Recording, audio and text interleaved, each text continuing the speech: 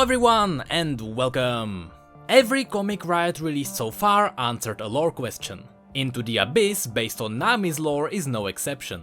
This entire comic explains what exactly happened when Nami dove into the Abyss on her quest to find the Abyssal Peril. I'll be referencing Nami's actual lore a lot, so I highly recommend watching that first. I'll be also referencing two theories I released on this channel, and both may be strengthened by this comic, so I recommend looking into those too. So, let's quickly recap what Nami's story is about. Nami and her people are called the Marai. They are a Vastayan tribe. They live in a sea near Mount Targon, but their underwater village is attacked by monsters from the abyss below. The only thing that can keep these monsters back is a moonstone, and the Marai can get a moonstone only by trading it for an Abyssal Peril. Unfortunately, the only way of getting an Abyssal Peril is by diving into the abyss. So, every time the moonstone's light starts to dim, the Marai choose a warrior, send him to get an Abyssal Peril, trade it with the Wanderer from Targon, and get a new moonstone for it. This is how the Marai survived for centuries. What's awesome about the Into the Abyss comic is that it directly fills a gap in the story. Nami's lore mentioned that the last Tidecaller, which is the name for their chosen champion, dove into the abyss to get the peril. Weeks passed, and because he hasn't returned, Nami decided to dive in herself. To quote the story, Nami grabbed her mother's Bathing staff and plunged into the abyss. After several days, she returned with the peril, the fallen Tidecaller's staff, and a look of quiet horror in her eyes. That's where that part of the story originally ended. But now we know exactly what happened. First of all, let's have a look at the story of the Marai as described by the comic. Not only do we now have a graphical reference of the story, but now we also know the story from the words of the Marai themselves. Long before you swam your way into this world, the Marai were plagued by attacks from monstrous creatures in the deep. The first thing that caught my attention here is the creature depicted in the background. To me, that looks like a giant void serpent, which wouldn't be too surprising since the void is consuming creatures and is adapting based on their abilities.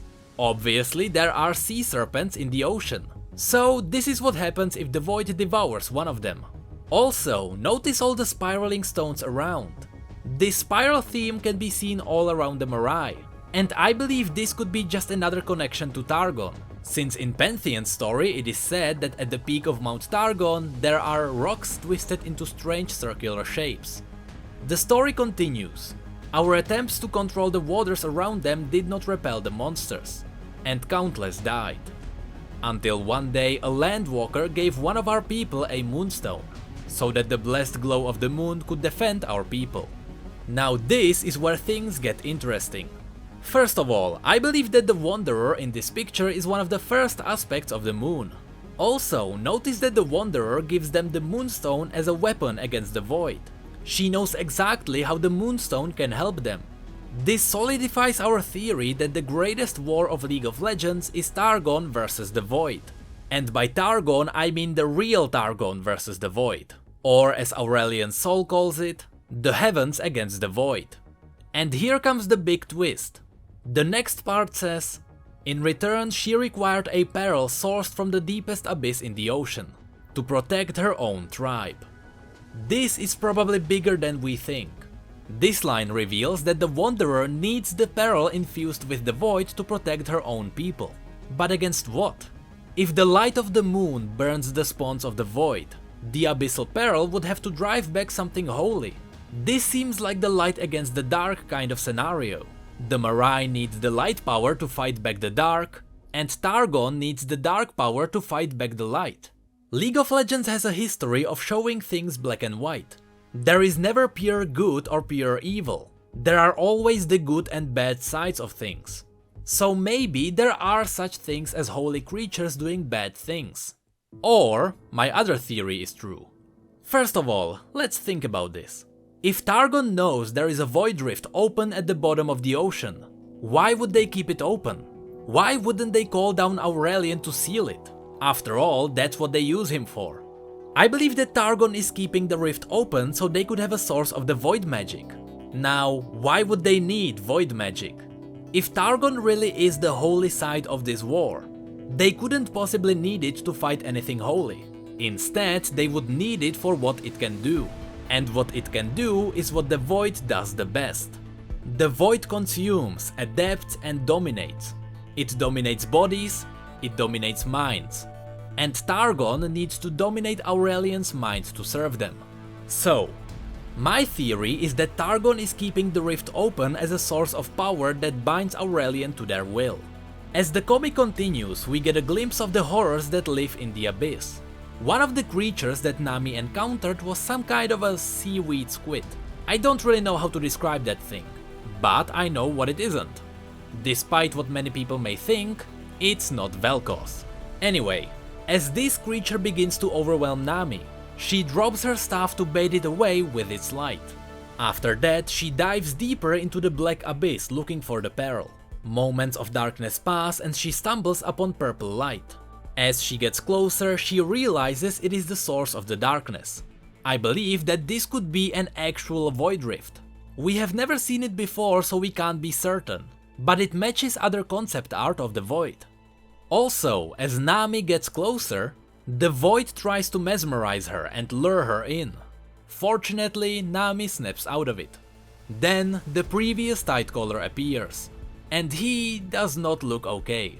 He tries to convince Nami that the void can give her powers to protect everyone.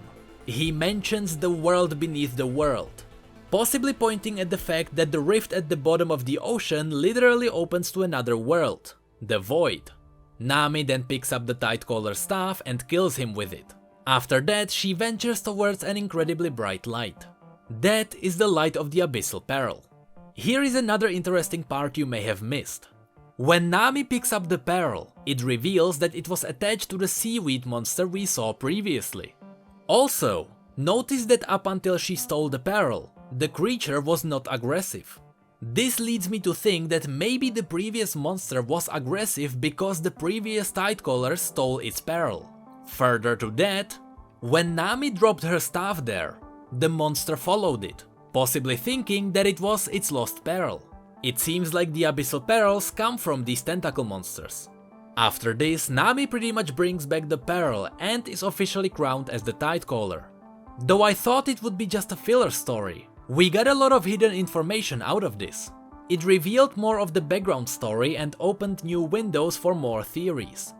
The awesome part is that we know that Nami's story is not over. In her short story we learn that she is looking for the aspect of the moon. And from one of the villages at Targon's shore, she learned that Diana headed into Ionia. And that's where the story will continue. But that's pretty much it for this video. Maybe you guys have another idea about what is going on with this ocean rift. Maybe you can correct me on something. But if you like this video, feel free to rate it and subscribe for more lore. There is also our Facebook, Twitter and Discord if you'd like to chat. And don't forget about our mugs. There's no better way to drink your coffee than in Targonian style. And with that, thank you all so much for watching and for your support, you know I really appreciate it. And as always, thank you come again.